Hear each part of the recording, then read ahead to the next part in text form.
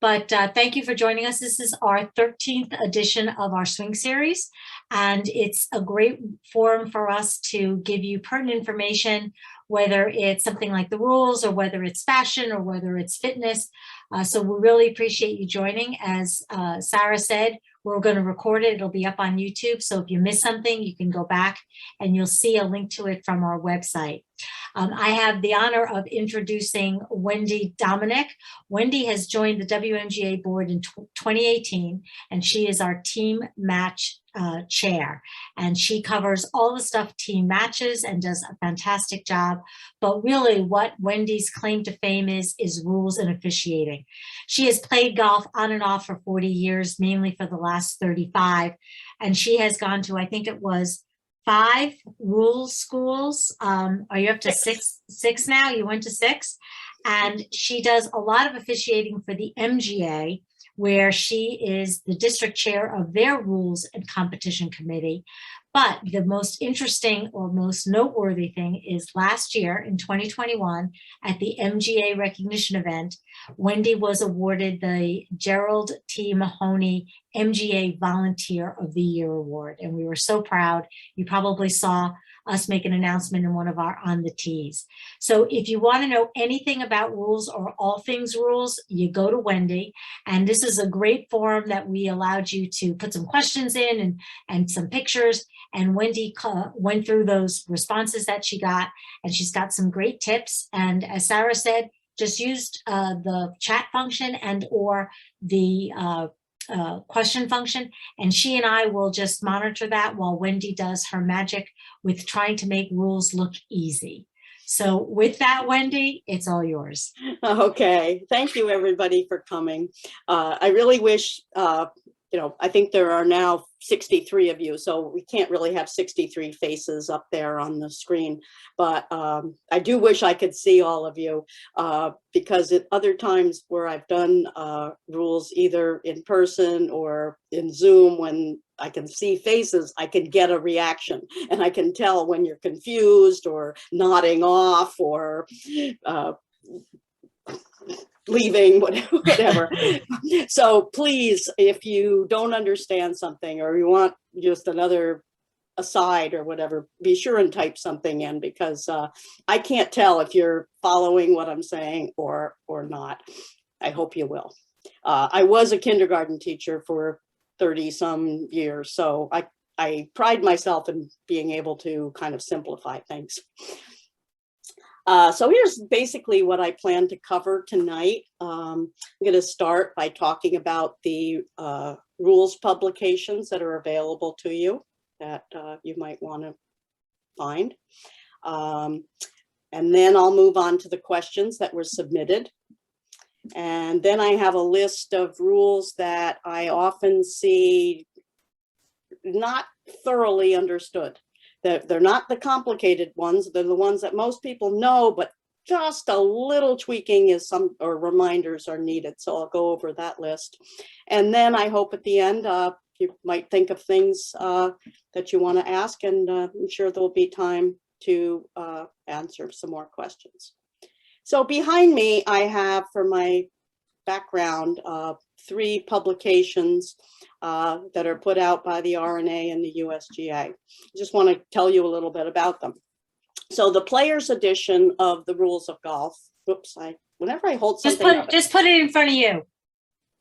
There we go. The only thing I can say about this is it's free and it fits in your bag.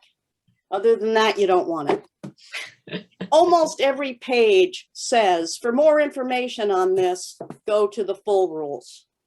So this one's larger, but it's not heavy, and it fits easily in one of my pockets in my bag. And it's the best one. It has a good index. It has a table of contents. This is the one you want. Also, there is what's called the official guide, which we sometimes refer to as the interpretations book, but this is more for committees and people like me. Hey, Wendy, quick question there. The Rules of Golf, that's the second book that you held up. That's the one that's loaded online via the USGA. Yes. Okay. Yeah. And the app, which I have to move myself out of the way. See that red USGA rules of golf? That's the icon for the app.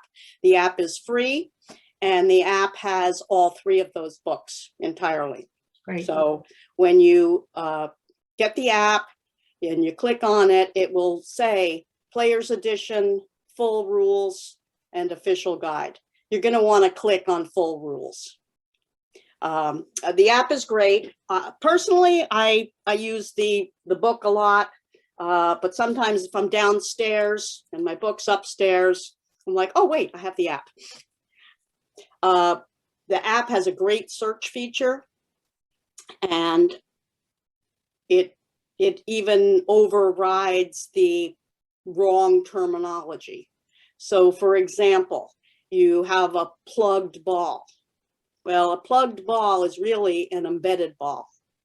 And that's, if you look it up in the book, in the index, you're going to have to look under embedded because you won't find plugged. But if you put in plugged in the app, it'll take you right to the rule about embedded ball. The same thing with sand trap. You're not going to find the word sand trap in the rule book, but if you put it in the app, it'll take you right to bunker.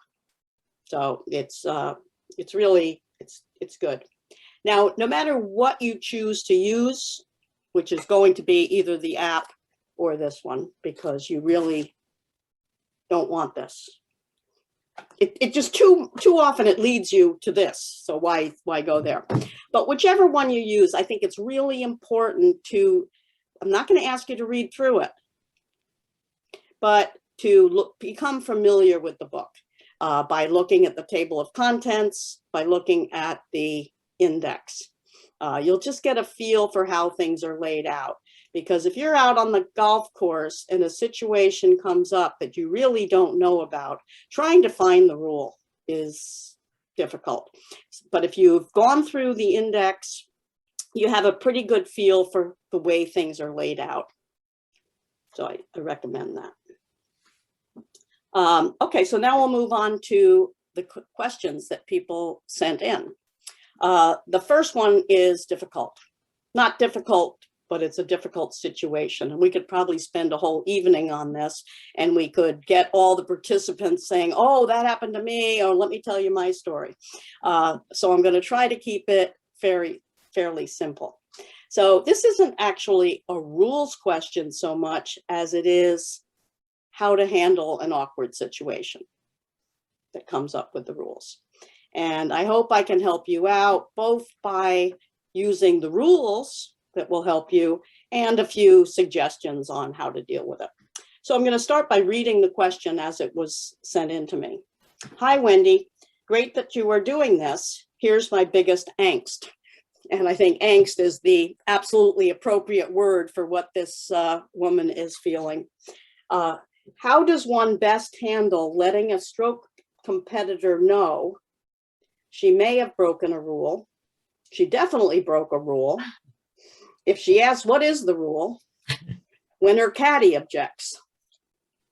She said, I know the simple answer for all except B is to suggest that she play a second ball and find out later from an official how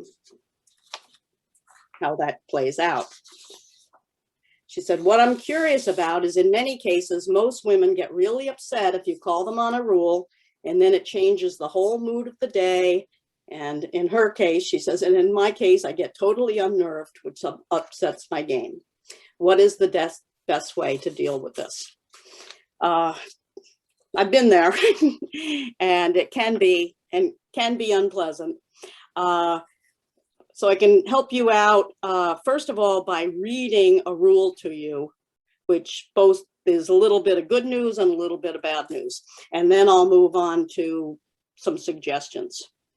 So Rule 20.1C, which is under committee and rulings not covered and so forth,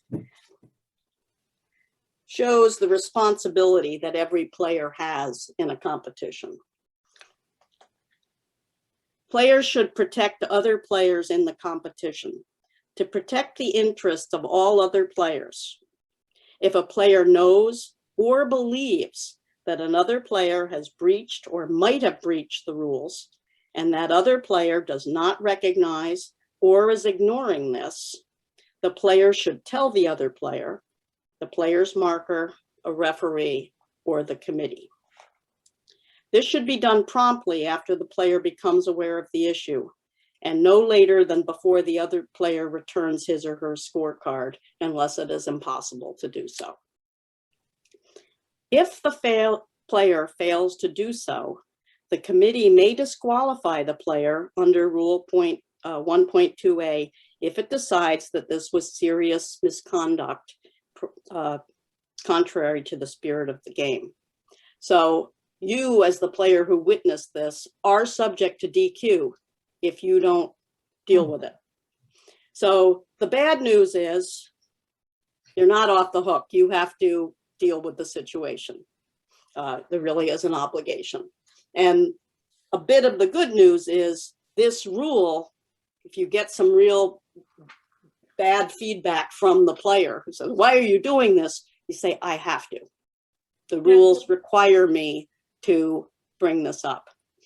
And note that the person who submitted this question asked, you know, if you think they broke a rule, if you know they broke a rule, that rule covers all those situations. So if you think it happened, you think it's a problem, you are expected to bring it up. You don't have to know the rule number.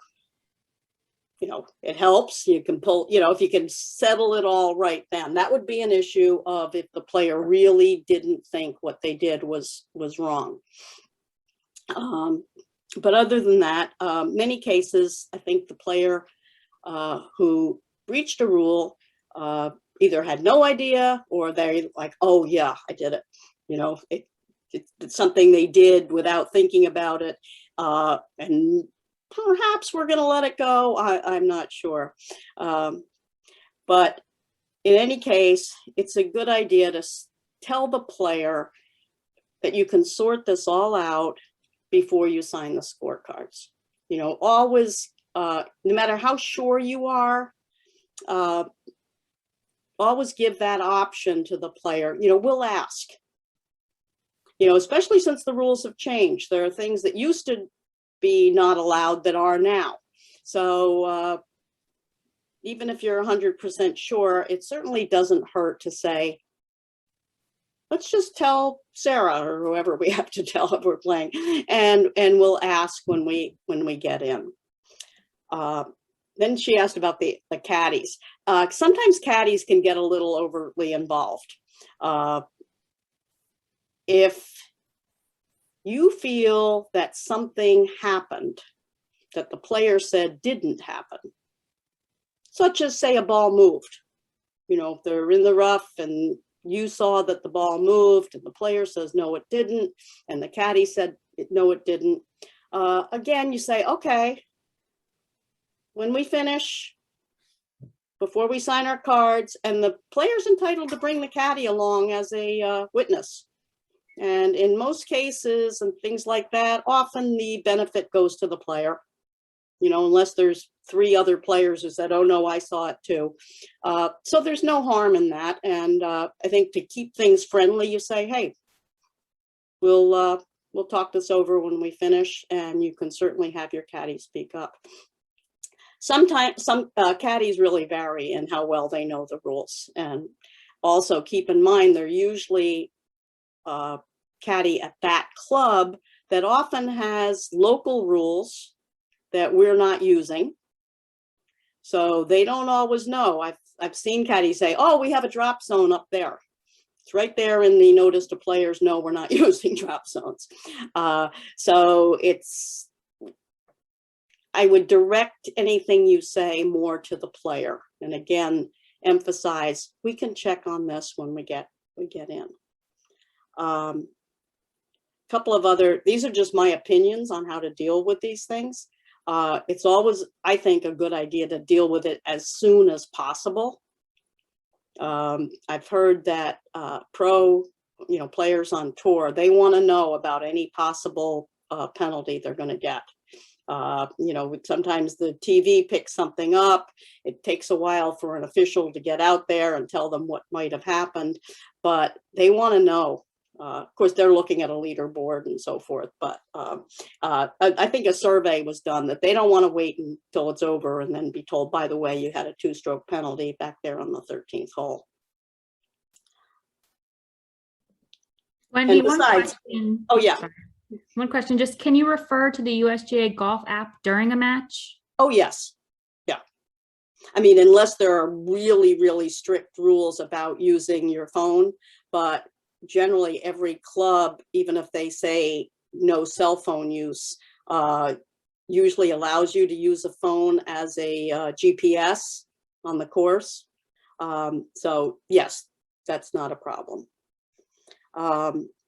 Also, as far as dealing with it right away, if you were to decide to hold off to the end, that's just stress for you. You know, maybe you haven't created an ugly situation, but it's coming and you really want to play the rest of the round waiting for it. I think it's also okay to say that you're not certain if you aren't, but I wouldn't recommend being too meek. I've heard of people who say, I don't know if you can do that. And the player says, yeah, I can, it's fine. And then you're stuck, you know, because you've already just admitted you have no idea. So if you really feel that maybe something is wrong, you know, you can say, you know what, I'm not positive of this, but I really don't think that was allowed. All right, and I have one more local rules question here that's come in. Does the WMGA ever honor local rules? Will it be stated prior to the match whether local rules apply, and how do we get them ahead of time? So I think there's two parts to this, one for team matches and one for tournaments, right? Okay, well, team matches, they the local rules get posted on the bulletin board by the score sheets, and the series captain gets those from every hosting club ahead of time, so they have that ready. So for the team matches, we go with whatever the club does. For other WMGA tournaments, they're reviewed. We get them from the club, but don't always follow them. There are various reasons that there might be drop areas we don't want to use. There's the local rule for out of bounds that we never use. So it's important to, but you get that sent to you or emailed on the notice to players. So you'll have those local rules. But for team matches, you have to read it on the bulletin board. Although sometimes a series captain might send them out to you, or at least to the team captains. Most important, of course, in all of this is to do everything that you can prevent a rules problem before it happens. And so this could happen if a player was going to use a drop area that they're not entitled to use. If they were going to drop in the wrong place for a penalty area or from ground under repair and they just didn't get to the right spot, you should stop them before that. Or perhaps they think they're entitled to relief from something that they're not. You say, hold it, I don't think you get relief from this. And that's when you encourage them to play 2 balls.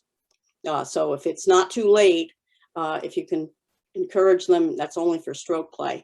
If you can encourage them to play 2 balls, then you're suddenly on their side. So, you know, it really shouldn't be a stressful situation. It's like, you know, I don't think you can do that, but just to be sure, let's get it right and play out. I happen to be looking over at the chat.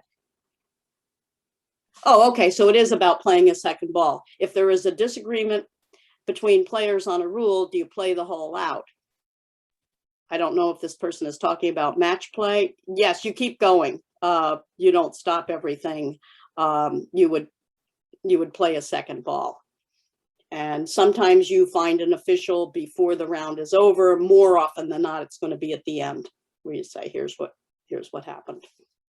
And Wendy, a quick one in match play, which is during team matches. If you have to, don't you have to address an issue before you tee off the next hole? Yes, yes. And in match play, you can't play a second ball.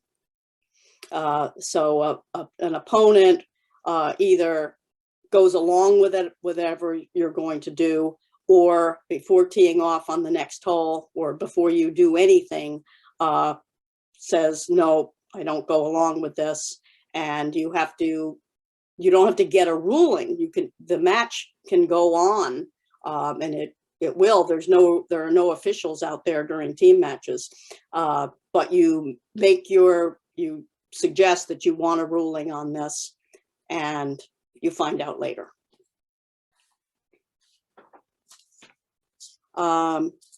Okay, so that was that. I hope that's helpful, and I hope we don't get into that situation because it is awkward.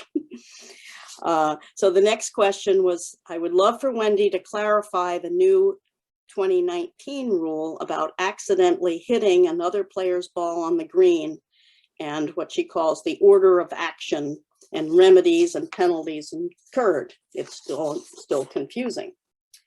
Actually, I followed up with this person in email because I wasn't exactly sure where the balls were. And she said, no, if she is approaching the green and the other ball was already on the green and a ball hits it, what do you do? Actually, there has not been a change in this specific situation, but there have been so many changes about balls moved on the green and balls in motion, stopped and deflected, that it's understandable that people are a little confused on what happens. But if one ball is on the green and another player is, say, chipping from a distance away, hits that ball, so both balls go somewhere else, there are no penalties to either player. The ball that was at rest has to be replaced. It's nearly impossible to know the exact spot, but you estimate. The other ball that ricocheted in some way or another has to be played as it lies. It occurred to me after getting this question that the person who sent this in might be thinking in terms of what we call backstopping, which is a different rule. And that's when a player deliberately leaves a ball in a position to help another player. So this actually happens on the PGA Tour. Nobody can quite figure out why, because they are competing for big money, but for some reason they all want to be the nice guy, and they don't go up and mark their ball, even if they're in a position to do so. So I'll just cover quickly. Backstopping means that somebody asks or suggests that you leave a ball in place. So somebody is going to putt from the fringe, or they have a short chip. Your ball is 2 feet beyond the hole in a perfect spot to stop it if you hit too hard. And you say, hey, leave your ball there. That agreement is not allowed. And it's a 2-stroke penalty to both the players, even if the ball never hits the other one. And it's even worse than the 2 strokes. If the players knew that they couldn't do this, then it's DQ. For the life of me, I can't imagine why anybody who knows that that's the rule and knows that you'd be DQ would do it anyway, but that's there in the book. So that's a different situation. When you're 75 yards away and you happen to hit a ball that's on the green, that was not done with any intention, and certainly no verbal discussion of that. All right, So, in the chat related to this, if a ball is off the green but could be in the line of the other player's ball, is the player ever allowed to mark this ball? Okay, that's a good question. The so you have both possible interference and possible help, okay? But the player who's going to play can ask the other player to mark. Okay, you can't mark because you think that your ball is going to help. And on the green, of course, you can mark your ball, but off the green, it's up to the player who's going to play. It's not up to you to decide that your ball is interfering. Sometimes what happens though is, you know, your ball's going to interfere. So you say to the player, do you want me to mark that? You know, so that kind of covers it, but it really is only up to the player who's about to play whether that's interfering. Okay, so we'll move on to the next one. I love this. Hi, Wendy. I hope you've had a nice winter. Well, it's been boring, but I've been doing a lot of reading. My rules question is, match play tournament. My opponent hits my ball by mistake and hits it out of bounds where it can't be found. As it happens, it was my last ball, and she plays a very different ball with 2 holes left. What do I do? Well, unless you're playing a tournament that has the 1 ball condition, and that's not likely. There are a few of you out there, maybe, who are playing in USGA championships, but the 1 ball condition is a local rule that is rarely used for anything except pro tournaments and USGA championships. The MGA only uses them for USGA qualifiers. There are other championships, or most of them, they don't use the 1 ball condition. So you're not likely to come across that, which means you can borrow a ball from your opponent, who had better give you one because it's her fault.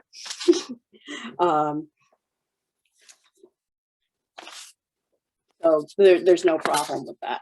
I was officiating at an MGA event one time where the 1 ball condition was being used, and I heard over the radio from another official who was out there, a player was down to 1 ball and wondered what to do. So on the radio, it was like, okay, we can buy him a sleeve of balls. He can pick, we'll get it out there to him, and, he'll reimburse us and so forth. I mean, that would be, if you were down to 1, if you had something left and it was in that situation, you could probably get on the phone and do that. But really, it's a rarely used local rule. Our next one. Hi, is it a rules violation to put your ball in a pocket that has a hand warmer? Thanks. Now that's one of these, this could easily come up. I can see being in a situation, we talked about what do you do if there's a rules issue and you're not sure. I mean, I'm sure that's one that many people might say, oh, you can't do that. As long as the hand warmer isn't deliberately being used to warm the ball, it's perfectly okay. And that is in the, I don't think it's in the full rules, that's in the interpretations book, but it's specifically in there about hand warmers. If you were deliberately going to use a hand warmer to heat up the balls for that specific purpose, the penalty would be DQ. But a hand warmer is considered a normal thing that players would have with them, and naturally you keep it in your pocket, and it's normal to put a ball in your pocket now and then. So that's fine. Okay, the next question is similar to what we just talked about the ball that hits another. I thought one of the new rules was if your ball is hit by another player's ball, it is not to be replaced. Exception if both are on the putting green. So her specific question is, what happens if your ball is in the fairway and another player's ball strikes it and it rolls into a hazard? Is it a different rule if my ball is on the putting green and another player hits it when we are still way off the green? Because of the changes about moving balls on the green and elsewhere and ricocheting balls, it's not surprising that there's some confusion about this. But actually, the rule has not changed on that. A ball at rest anywhere, either on the green or off the green, that is moved by anything other than natural forces such as wind and rain and sleet and snow, must be replaced. If this unfortunate ball rolled into a hazard, which we now call penalty areas, we hope it's retrievable. If it's not, you substitute another ball and you replace it. No penalty to either player. If that was your last ball, you hope that you borrow a ball. It's not a problem. Hey, Wendy, a little tangent on that, which is one of the questions we got from Wanda. In regards to that, so if you're not on the green and you do a practice swing and you hit your ball, the question is, do you put your ball back? Do you get a penalty? What's the rule on a practice swing off the green? Okay, that's an excellent question. The ball is replaced. The stroke does not count, but there is a 1-stroke penalty. So what you've done is you've accidentally moved your ball. So sometimes that can happen, that somebody takes a practice swing and it actually goes quite a distance. They didn't mean to hit it and they think, oh, I just count the stroke. No, you have to put it back because a practice swing is not a stroke. In order for it to be a stroke, and this is in the definitions, you have to have intent to hit it. So it doesn't count, but there is a 1-stroke penalty. I will, if there's time later, cover some more of the rules as far as accidentally moving your ball on the putting green. And on the putting green, there would not be a penalty, but it would be replaced. Wendy, a follow-up to the hand warmer question. Why isn't using a hand warmer considered changing the condition of the equipment? It would be if it was done intentionally. There are certain things that are almost grandfathered into the rules that, certain equipment that's used in a traditional way. So it's not unusual to put your golf ball in your pocket. It's not unusual to have a hand warmer in your pocket. And so it's just sort of tradition that's allowed. But the reason that it would be a penalty is if it was done intentionally is just what the question is, why you are altering your equipment. You're not allowed to heat up golf balls. And Wendy, accidentally is fine. Wendy, a follow on to you accidentally hit your ball on the fairway. Let's say it really does go a far distance, rather than to deter or incur pace of play problems. Can you substitute another ball and hit it? Yes, anytime that a ball is not immediately retrievable, you can substitute. And it's for that very reason, pace of play. Okay. Just as if another player hit your ball as a wrong ball, made a mistake and they hit it onto the green. Instead of going all the way to the green to get it, it's just faster that you're asked to, you can substitute. The next one is when a ball is in the way of another player. I think we covered that a little bit, but this is another question on that. And you are asked to mark and you're not on the putting surface. Does the player marking the ball have an opportunity to clean the ball if there is grass or mud on it before replacing it? Unfortunately, that's a no. It's one of the few times when a ball is lifted that it can't be cleaned. But I have a little fun fact. So I brought a ball here and I pretended that's some mud, okay? So although you have to replace the ball on the exact spot right in front of your marker, you are allowed to change the orientation. So if the mud was right where you were going to strike the ball, when you replace it, you could rotate a little bit so that the mud is facing in a different way. The only thing you can't do is replace it by using the mud as a bit of a tee, as that would be improving your lie. But, you know, we often see players, and it's really is a good idea, since you're not allowed to clean it, everybody holds it up with 2 fingers. You know, and there's no rule that says you have to hold it up with 2 fingers, but on the other hand, don't put it in your pocket, because that has the suspicion of getting cleaned. But so if you were to mark it and pick it up with 2 fingers, you'd probably think you have to put it back, but that's just one of those little fun facts that you're allowed to change that orientation. That finishes up the sent in rules. If there are, oh, I see. We've got questions. I see We've got we some have others questions. that we can get to, or which ones should we get to now, Sarah? Let's go through those that people are asking to start. Sure, So, because I have more that I'm going to cover, but yeah, let's get to the ones, because otherwise they'll leave. right. So my Oh, ball we have has landed- 71 participants. Don't you Oh. people leave, because I'm going to be watching this. I'll be very insulted if it goes down to 20. Go ahead. I'm sorry. I'm just All getting right. So my ball has landed near a greenside bunker next to a rake. Do I mark the ball before I move the rake in case it moves? It's a good practice, but you don't have to. So Okay. if the ball moves, you replace it, and then you lift the rake, you replace the ball. But if you didn't mark it, that's fine, and you replace it as close, you know, you use your estimate. A player's ball's in the fairway. When she takes her stance, she is standing in a divot hole. The divot has not been replaced, nor has it been filled in. Rather than standing in the hole, she takes the sand from the cart and fills in the divot to have a level stance. Is that legal? I have to tell you, I don't know. I've That's a good never one. heard of that.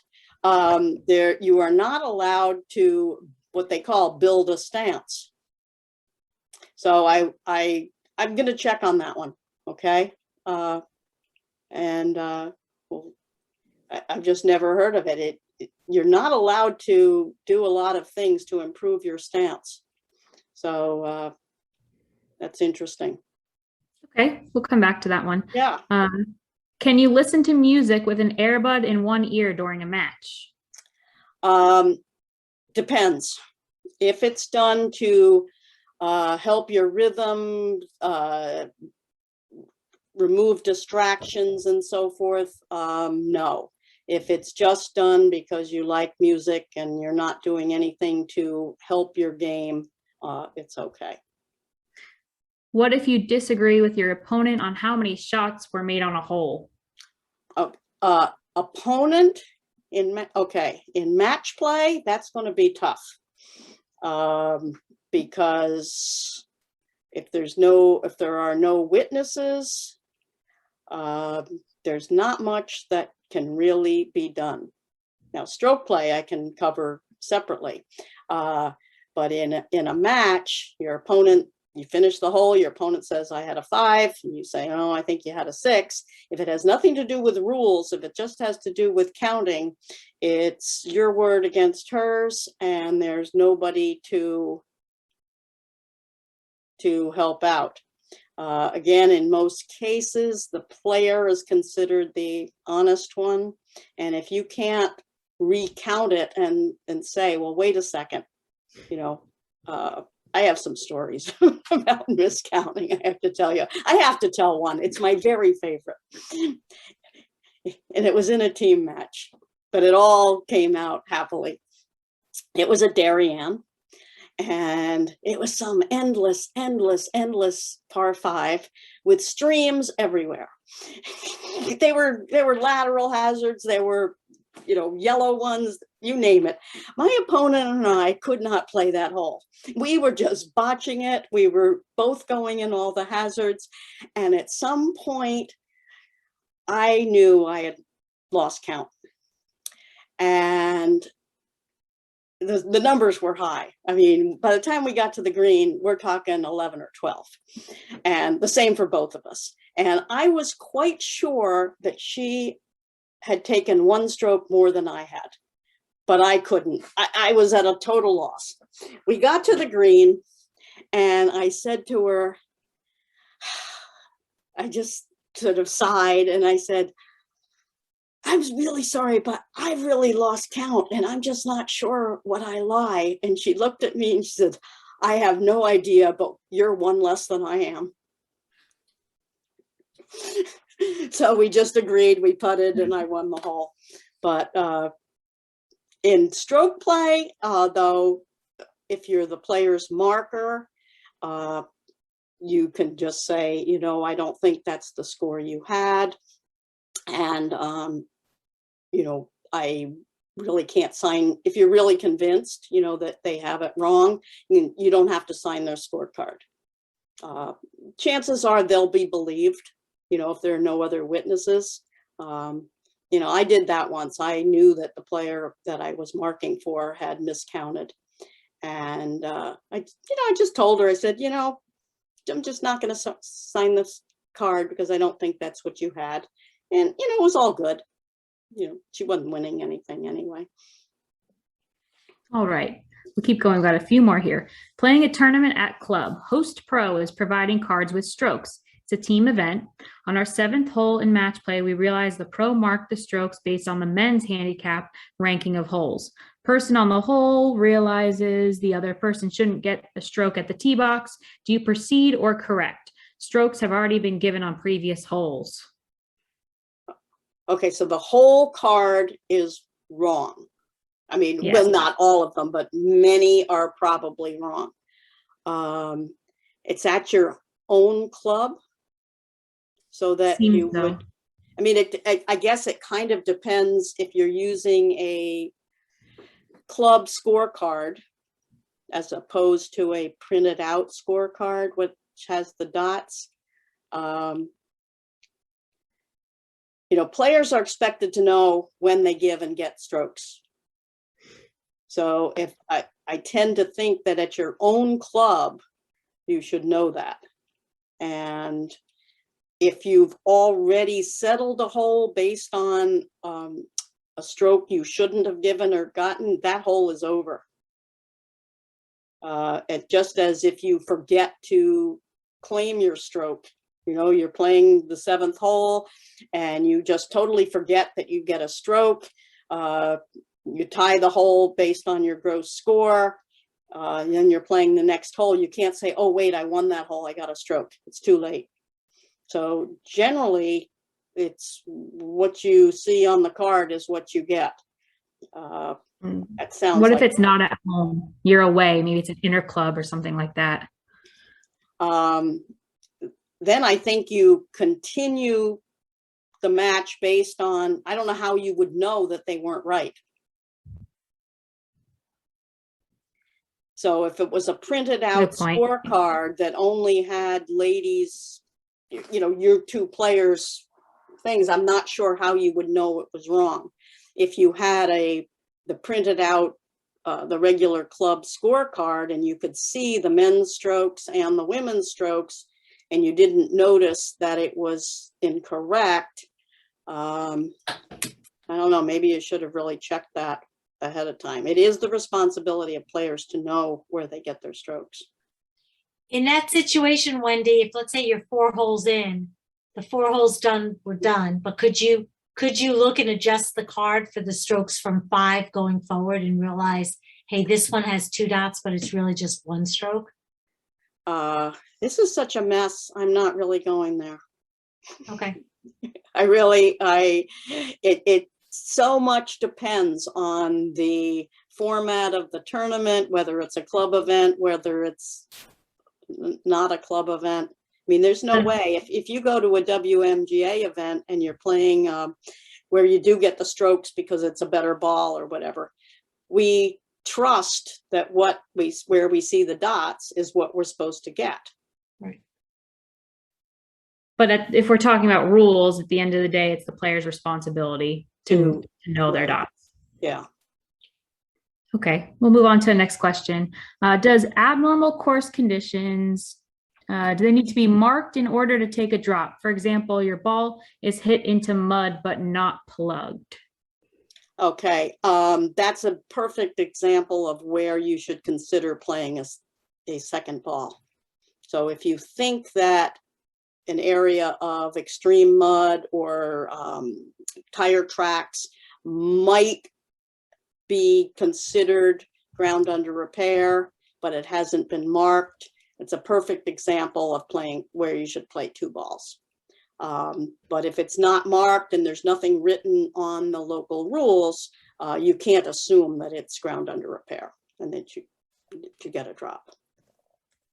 And by the way, mud is not the same as temporary water. It's just mud.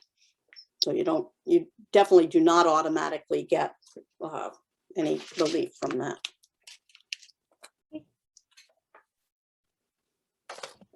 Okay, Wendy, I think that's all the questions for now. Maybe we go into your other topics and then come back to. Okay, yeah, any of I'd them. be happy to. So these are some rules that I think almost all of you probably know, but they're just sometimes players get a little careless or they don't quite understand all of the nuances of the rule.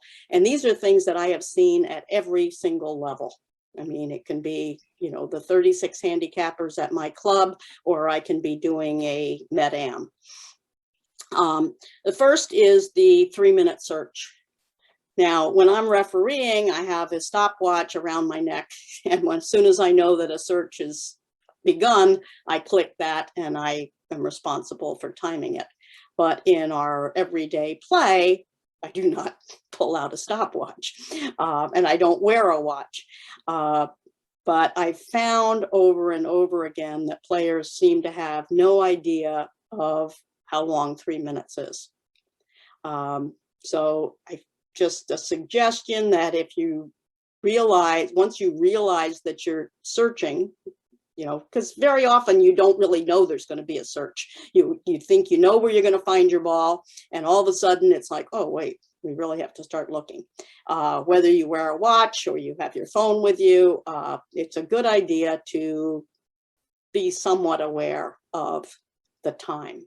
Because I have been with people who just have no idea that the 3 minutes is up. I don't have any clear-cut suggestions, but once the 3 minutes is up, you have a lost ball. And a lost ball, if you find your original ball after 3 minutes, it's now a wrong ball. So people who go way over the 3 minute limit are like, oh, here it is. Well, you're really in trouble now. So just telling people to be mindful of the 3 minutes. The next one that I see all the time is when a player wants to lift their ball, or they want to be able to identify their ball. So they have their little, whatever they have, dots or a line on their ball. The ball is sitting down in the rough. They can't see it. They want to lift it to identify it. You absolutely can, but you have to mark it first. You absolutely have to mark it. Otherwise, what you've done is you've moved your ball when you're not allowed, and there's a 1-stroke penalty for that. So go ahead, mark it, and lift it up to your eyeball if you need to. But what I see are players who just kind of gently rotate it. That's moving it. So you can't do that. I also see players who lift it about ½ an inch off the grass, as though, well, that doesn't count as moving it. I'm just barely. So go ahead, mark it, and just lift it up and put it back. Another is when playing a provisional ball, an announcement must be made. The best way to announce it is to say, I'm playing a provisional ball. There are a few other phrases or ways you could say it, but how hard is it to use the word provisional ball? If you were to say, I'll play another, no, that does not count as saying you're going to hit a provisional. You have to make it known that your intention is that this is a provisional ball. Otherwise, it's going to be the ball in play. If it's off the tee, even if you find your ball in great shape, you're now lying 3. So just be sure you get those words out there. So let's just say you have properly played a provisional. You get to somewhere near where the ball might be, and you see that it's just a horrible mess. You don't even want to find it. You can't declare your ball lost. You can say, I declare it lost, and guess what that means? Absolutely nothing. If somebody else finds it, your ball has been found, and now you have to deal with it. So there's no penalty for saying I declare my ball lost, but it just doesn't count as anything in the rules. Now, if you hit your ball off the tee into some place where you have no intention of ever going to find it, what you do instead is don't call your next one a provisional. And that will make the first one lost. So sometimes even on the tee, you might instead say, this isn't a provisional. I'm hitting this one. I'm hitting 3.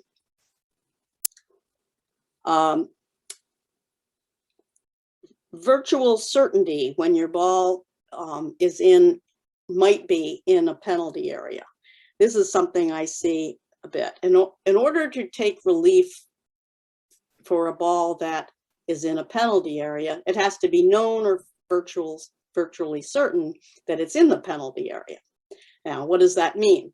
It means a very high standard. They say 95% certain that it's in the penalty area.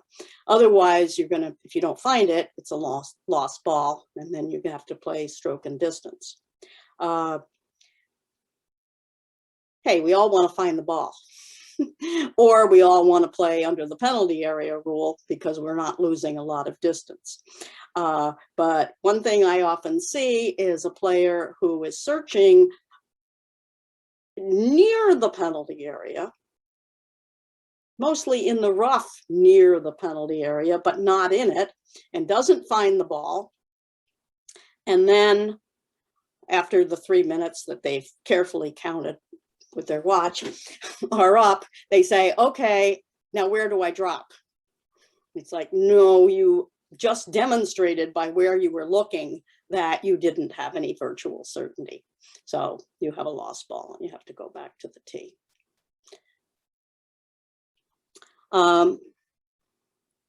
Let's see. I'll get to red and yellow penalty areas in a minute, but let me just. Wendy, can we go back to one of these questions that I think we need to clarify on the practice things? Yeah. So 2 parts to this. I thought the tee was the only place where there's no penalty for accidentally hitting a ball. The ball's not in play yet. That's correct. Right. Correct. Yeah. And So yeah, that's great. So we talked about accidentally hitting a ball with a practice swing before, and that it was a penalty, but on the tee, it's not. Right. So then if you accidentally hit your ball in a practice swing on a tee, it doesn't count. Doesn't count at all. And there's no penalty there. Just that's to right. Okay. Yeah, that's great. I think I'll jump into, because we've talked a lot about balls moved on the putting green. So the question becomes, when you're on the green and your ball moves, is, when do you replace it and when do you play for the new spot? The new rules in 2019 really made this quite easy. It's really rare that you have to make any kind of determination, and rarely is there any penalty. A few years before 2019, a few of the rules, they were tweaking this rule a little bit because you probably watched the British Open, the balls were rolling all over the green because of the wind, and it was, felt that was rather unfair that a player would be penalized because their ball got moved by the wind, which used to happen. If you would address the ball and then the wind moved it, you were deemed to have caused it to move. So the new rule is much more user friendly. So if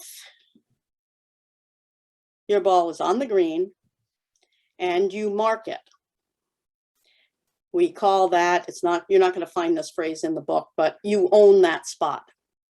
So no matter what causes it to move after that, you own that spot and you're going to replace it. So your ball is, it's a windy day, it's fast greens. Gravity might make it move, who knows. You mark your ball, replace it, whether it moves now because you took a practice stroke and nudged it, you accidentally kicked it, or it got very windy and the wind blew it. No matter what happens, you own that spot and you replace it with no penalty.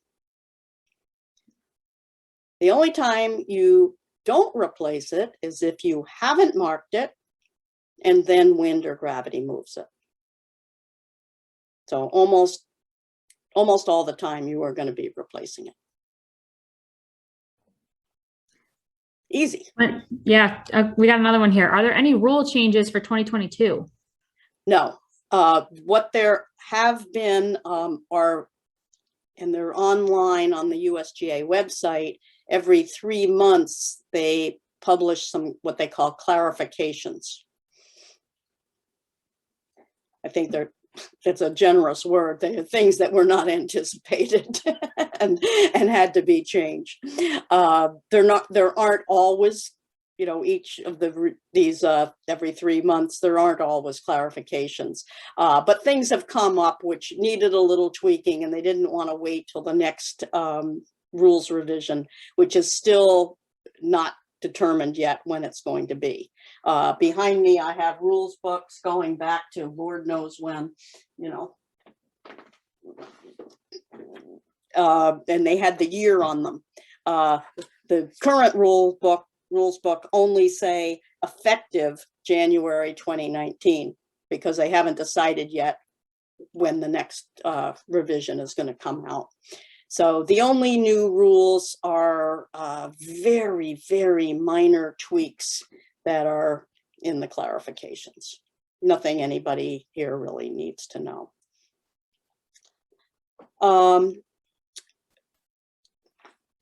You Sarah, you have some slides, don't you, Wendy? yes, I was about to say if we could put up the slide of the red and yellow penalty areas. I would just go over those. Can everyone see them? I can't, on mine, I can't see the bottom one. Yeah, you're gonna, it's one page, so I'm gonna have to show one at a time. Okay, well, the joy of these two diagrams is in the full rules book. Zoom out. Oh, maybe I can zoom out, but I don't know if everyone can Yeah, read that. no, that's Can they fine. read it? Okay. Yeah, just to get, it's the best diagram.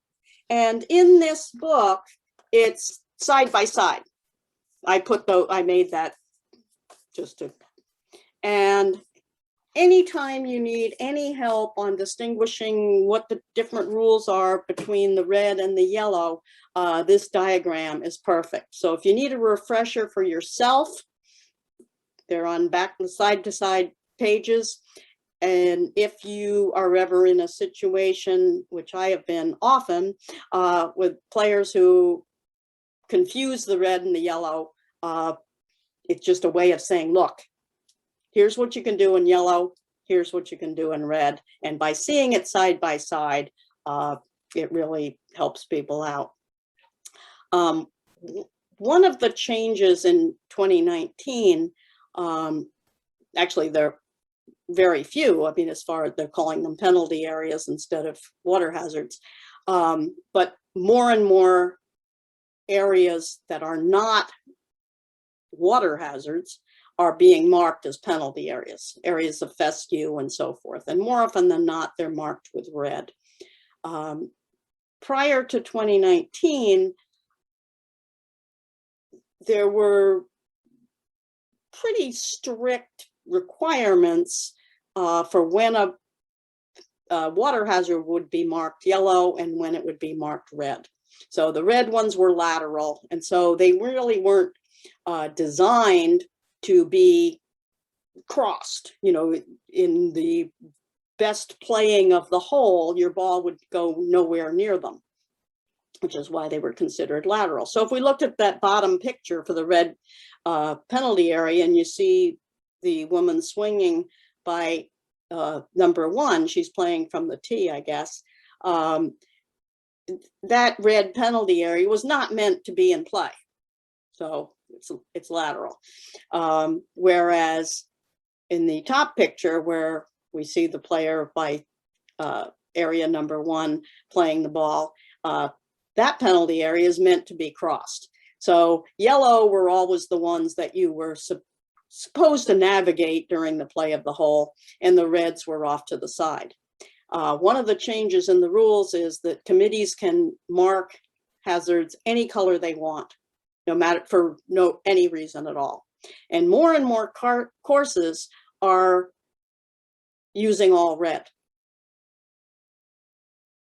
Then let me ask you a question on that, Wendy. If it's in the top picture, if the person hitting the ball is following that white line, but instead of it dropping in the middle of the pond, it hits the tree beyond and then lands in the same spot, where would the X be for that person to hit? Okay, the X would be if you continued that white line. Right, and it hit the tree. And it hit the tree. And then went back to the pond. The X would be right by that tree. So it'd be on the other side. Yes, because it's where the ball last crossed the edge of the penalty area. Got it. And so that would make let me just quickly go over the options here. And I think most of us here are pretty familiar with how to handle penalty areas. I really wanted to just bring out these pictures because they're so good for helping you out when you're helping another player. I find that players who mostly play courses that are marked in red always think they have that 2 club length option.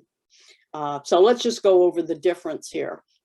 So in a yellow penalty area, you can play stroke and distance, which means play again from where you played the shot. And that's what's marked as number 1. Or you can take back on the line relief.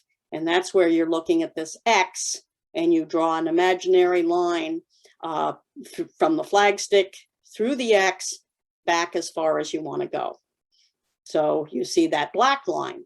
So player could drop anywhere along that black line.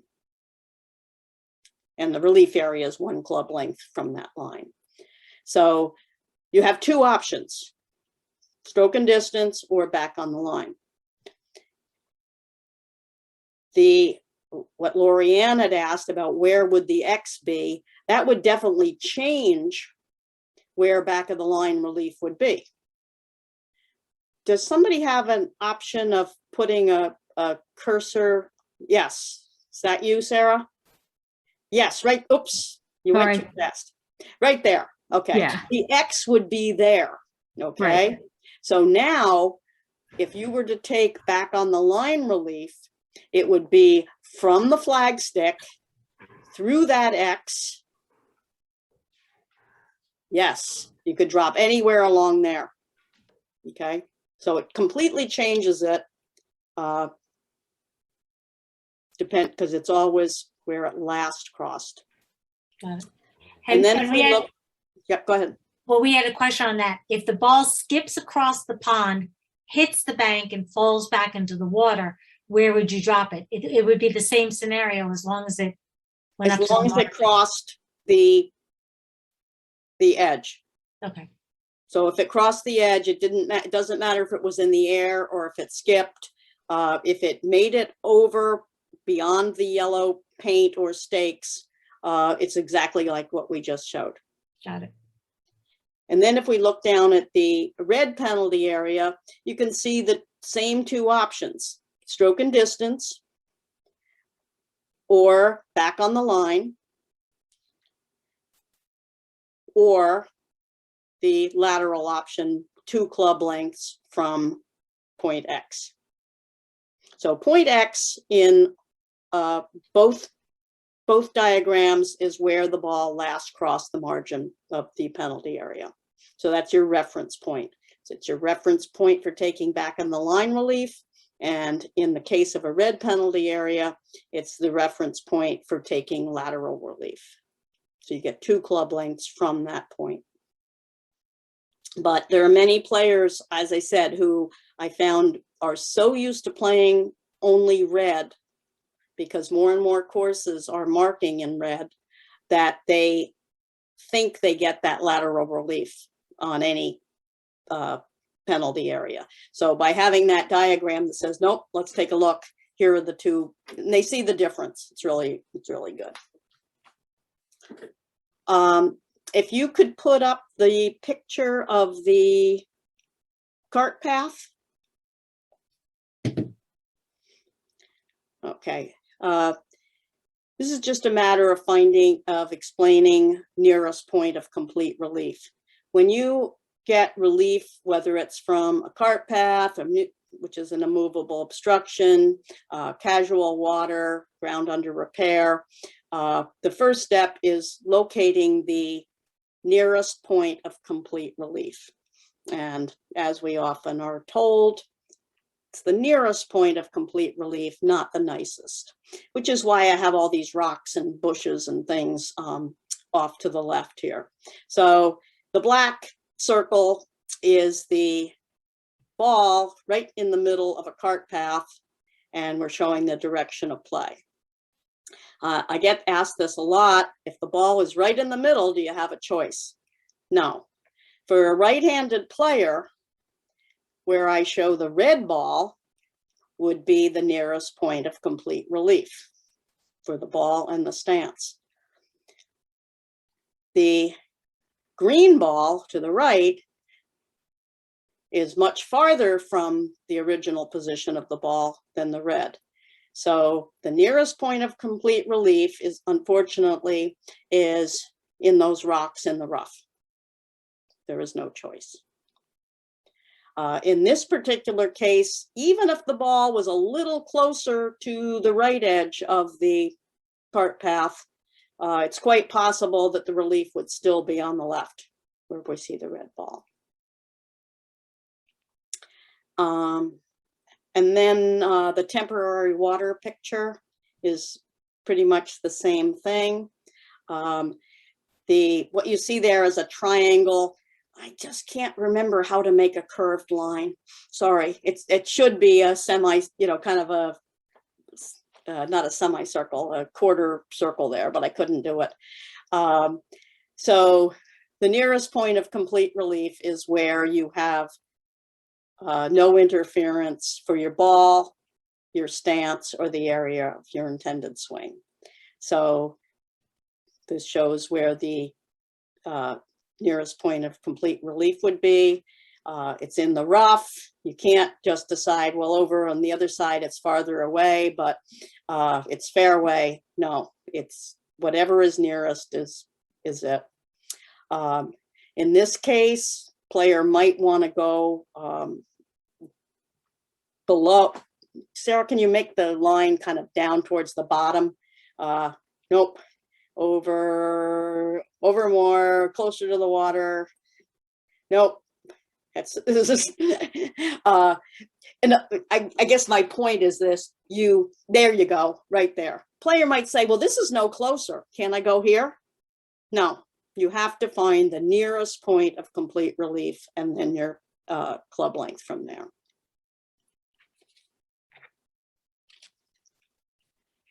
And actually, can you go to the first one for a second, Sarah?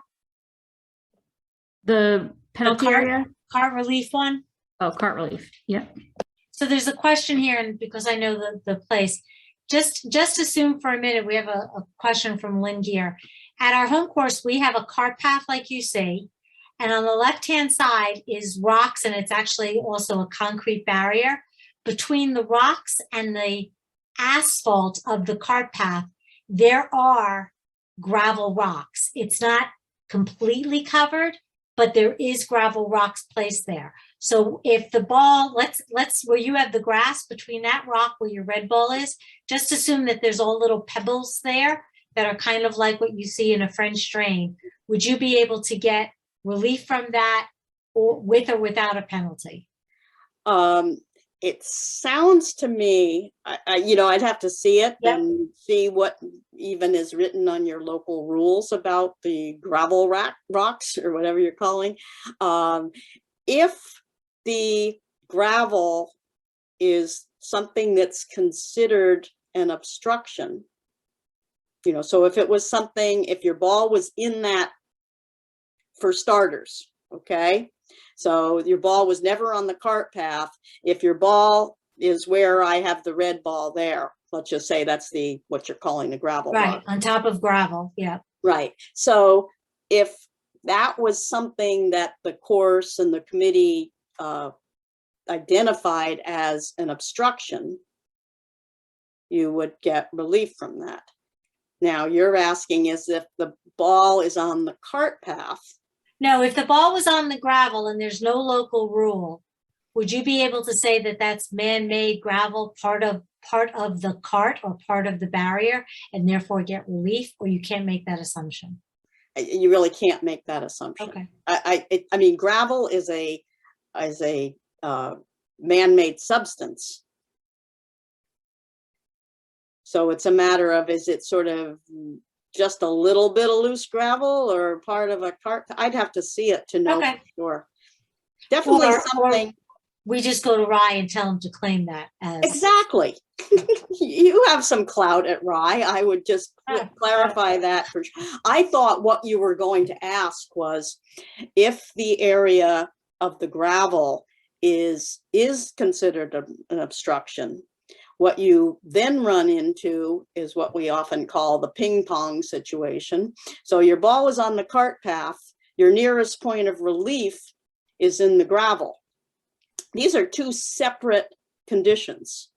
So you can't take relief all in one jump. So you might have to take your relief from the cart path in the gravel. And then if the gravel is considered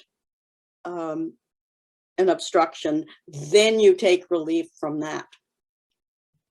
Okay. You can't, it's similar to temporary water on a cart path. You have your choice. Do you want to take relief from the temporary water, or do you want to take relief from the cart path? You can't necessarily take relief from both in one jump. Okay, thank you. That is what I have on my list. But, Wendy, I've got another question here in the Q&A. What about when you accidentally drop your ball marker, it hits and moves the ball? That's an accident, no problem. So replace it, no penalty. Replace it with no penalty. A lot of generous stuff now on the green about accidentally. But the only thing that's not considered accidental is, just a brain freeze when you pick up your ball and you forget to put a marker down. Kicking it, even though you should have been more careful, that's considered accidental. Even another player, even an opponent in match play who accidentally perhaps marks your ball thinking it's theirs and picks it up, that's considered okay now.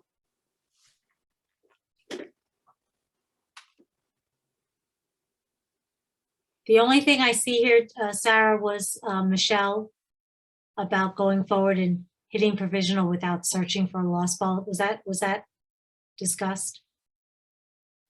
Okay, what's the specific question?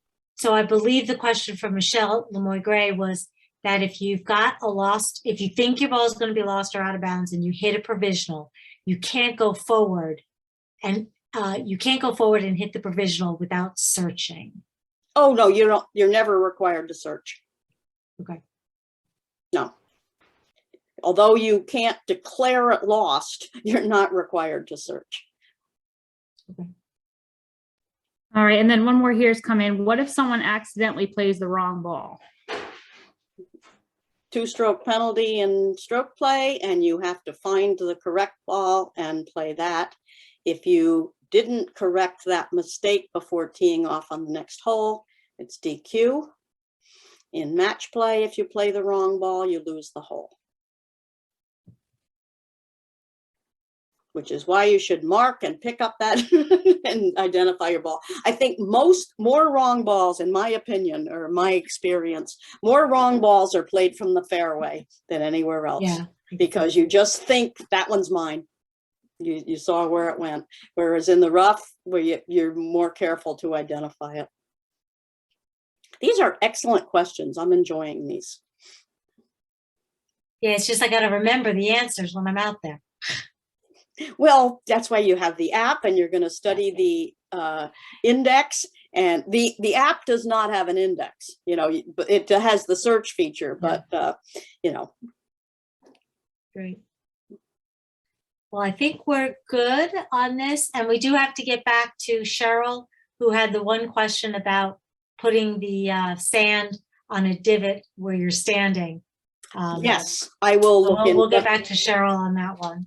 I My will, guess is you're altering your stance, but that's my guess. Absolutely. It's you can't you know, like when you dig in a bunker, you can't knock down sand to build a stance. Right. You can't. There's just a lot of things you can't do. So now it would be. I will say this: it would be a different situation if you saw an unreplaced divot, or if you had that seed and soil mix and you know, filled it in before you were aware that that was going to be your stance. That would be a different situation. It's the same thing with when you hit a ball that might be out of bounds and you fix your divot. At that moment, you didn't realize that you were going to be playing again at stroke and distance, you know.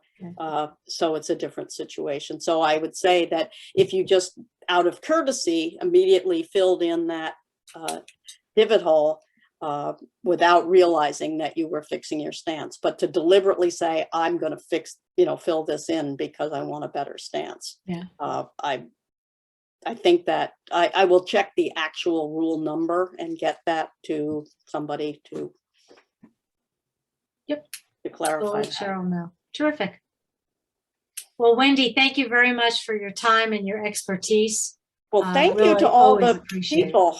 Not too many bailed on us. You know, I see we're up to 58. Nope, they had to get dinner going. I don't blame them. I'm looking forward to my soup. But there were great questions, and that's what I enjoy the most, is when people just send out their questions. Oh, I have one more story though, about the app. Okay. A friend of mine, I don't think she's here tonight, but she's a WMGA member. She confuses the app with my phone number. And she texts me